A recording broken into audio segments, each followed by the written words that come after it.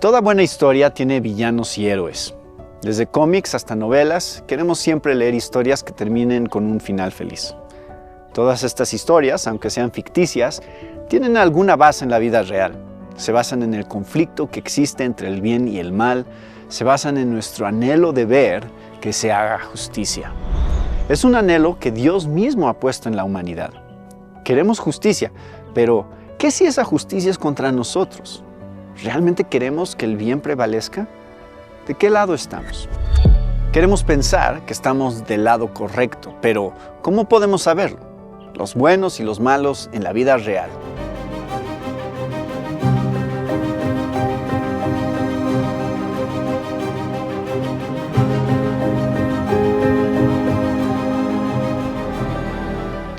Bienvenidos a Si Dios es bueno, ¿por qué existe el mal?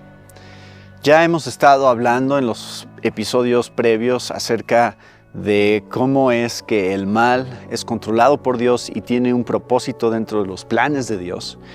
Pero todos nos hacemos la pregunta de cómo va a terminar todo. ¿Cómo se ve el capítulo final de la historia y la batalla decisiva entre el bien y el mal?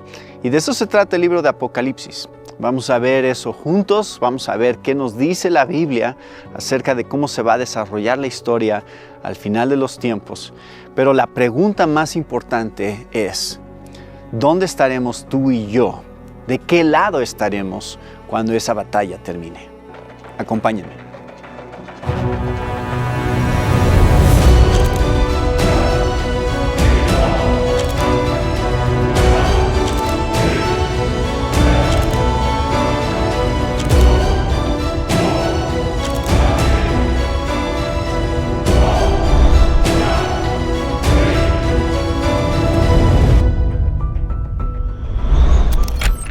Queremos pensar que estamos del lado correcto, pero ¿cómo podemos saberlo? La Biblia nos muestra que solo hay dos categorías de personas, los hijos de Dios y los enemigos de Dios. Estas dos categorías son mostradas en Apocalipsis de muchas maneras. Los enemigos de Dios son los moradores de la tierra, los marcados con el número de la bestia y los que siguen la idolatría de la gran ramera. ¿Cómo sabes si perteneces a esta categoría? Si has vivido tu vida pensando que esencialmente eres una buena persona, que Dios te debe algo y no has reconocido que has pecado contra un Dios infinitamente santo y valioso, entonces eres enemigo de Dios.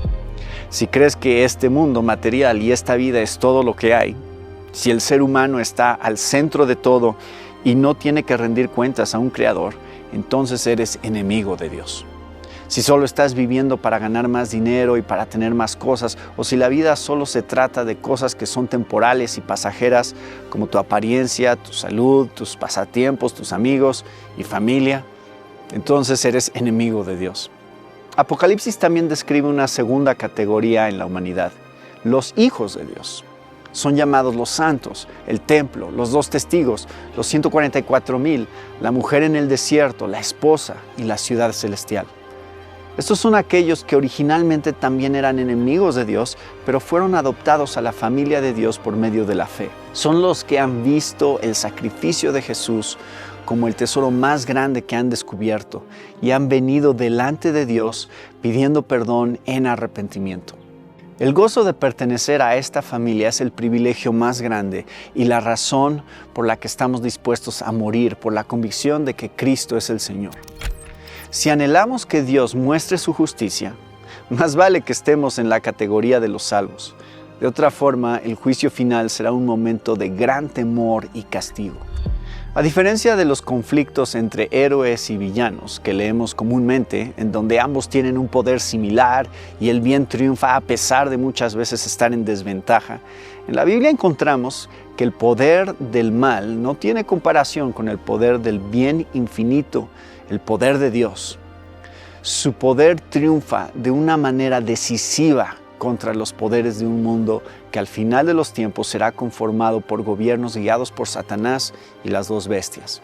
Estos gobiernos siempre han existido, pero conforme nos acercamos a la segunda venida de Cristo, la oposición al cristianismo será aún mayor.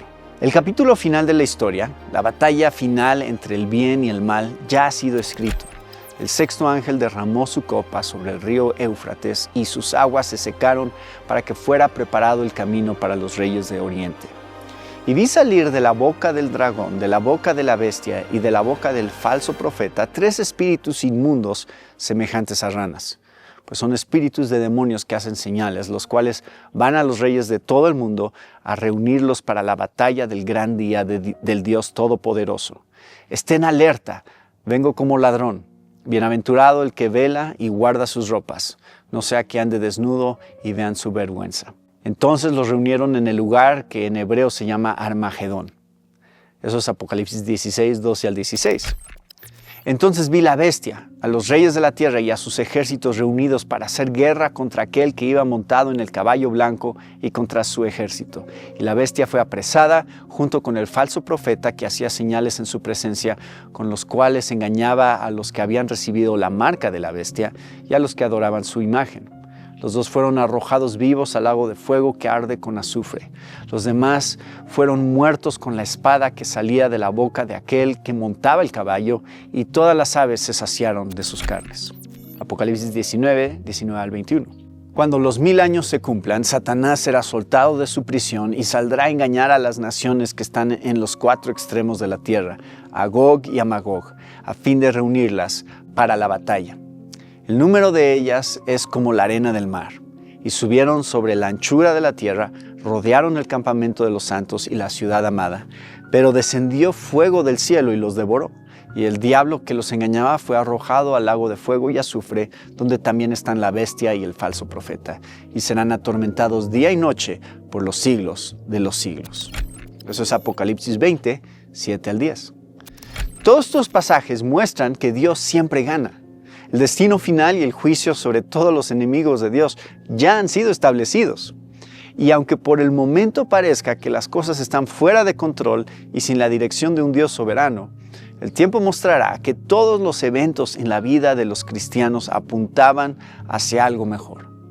Y sabemos que para los que aman a Dios todas las cosas cooperan para bien, esto es, para los que son llamados conforme a su propósito.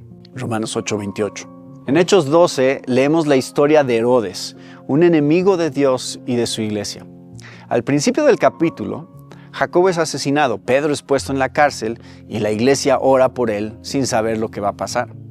Un ángel saca a Pedro de la cárcel y después Herodes muere justo en la cúspide de su gloria delante de los hombres, comido por gusanos. Cuando la iglesia parecía estar sin esperanza, cuando había temor en sus corazones por la amenaza de un mundo anticristiano, justo en el momento preciso, Dios intervino para mostrar su justicia y vindicar a su pueblo. John Stott lo expresa de esta manera. El capítulo se inicia con la muerte de Jacobo, Pedro en la cárcel y Herodes triunfante. Cierra con Herodes muerto, Pedro libre y la palabra de Dios triunfando. Tanto Hechos 12 como Apocalipsis, que en este capítulo usé como ejemplos, así como todos los libros de la Biblia, nos llevan a la misma conclusión. El mundo está caído. Las cosas no funcionan como fueron creadas originalmente. Pero aunque Dios es un Dios justo que juzga el pecado y la injusticia, también es un Dios de misericordia y gracia que ha provisto esperanza. La esperanza está en su Hijo, quien se convirtió en el vínculo perfecto entre una humanidad pecadora y un Dios santo. Aunque en el presente enfrentaremos toda clase de mal, sabemos que un día todas las cosas serán restauradas. La ventaja que tienes al leer un libro es que siempre te puedes saltar al final para saber cómo termina la historia. Si quieres saber el final de la historia, también puedes hacer eso con la Biblia. Lee Apocalipsis y encuentra la victoria contundente y final de Dios sobre todas las injusticias y sobre todo mal jamás cometido en la historia de la humanidad. Y también mira el futuro que espera a todos los que encuentran el perdón y la esperanza en el sacrificio perfecto de Jesús. Entonces oí una gran voz que decía desde el trono: el tabernáculo de Dios está entre los hombres y Él habitará entre ellos y ellos serán su pueblo y Dios mismo estará entre ellos. Él enjugará toda lágrima de sus ojos y ya no habrá muerte, ni habrá más duelo, ni clamor, ni dolor, porque las primeras cosas han pasado.